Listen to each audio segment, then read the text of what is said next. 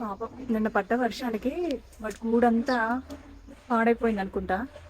ఏం చేయాలరా బాబు అని ఆలోచించుకుంటున్నారు ఇద్దరు, వైఫ్ అండ్ హస్బెండ్ అనుకుంటా. అవి మనలాగే పొద్దున్న లేచిన కాంచి ఇంట్లో సమస్యలే. ఇప్పుడు ఆ సమస్య ఎలా సాల్వ్ చేయాలా అని ఆలోచిస్తున్నాయి రెండు కలిసి. కొంచెం గొడవ అయినట్టుంది, ఇద్దరు ఏం మాట్లాడుకోవట్లేదు అనుకుంటా. అందుకే ఆమె చోట ఏమో చోట కూర్చుంది. సారీ, ఆయన ఒక చోట ఏమో చోట కూర్చున్నారు. అవును, వాళ్ళిద్దరికి గొడవ అయిందని నీకెలా తెలుసు అని మీకు డౌట్ రావచ్చు. నాకెలా తెలుసు అంటే వాటి మాటలు వినపడ్డాయండి. ఇందా నుంచి అరుచుకున్నారు. నువ్వు స్ట్రాంగ్గా కనుక ఇల్లు కట్టుంటే వర్షానికి ఇలా పడిపోయేది కాదు, అన్ని ఇలాంటి పనులు చేస్తావని వాళ్ళ ఆవిడంది. ఎవరైనా అంతే కదండి, ఆడవాళ్ళు ఇలాగే రియాక్ట్ అవుతారు కదా, మంచి చెప్తే తొందరగా అర్థం చేసుకోరు. ఇప్పుడే అలక తీరింది అనుకుంటా.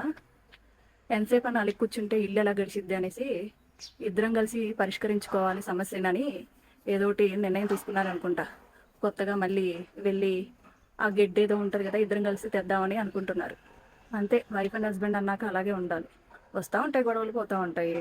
అలానే ఎంతసేపు అని కూర్చుంటాము. ఇద్దరం కలిసి ఇంటిని నెట్టుకొని రావాలి.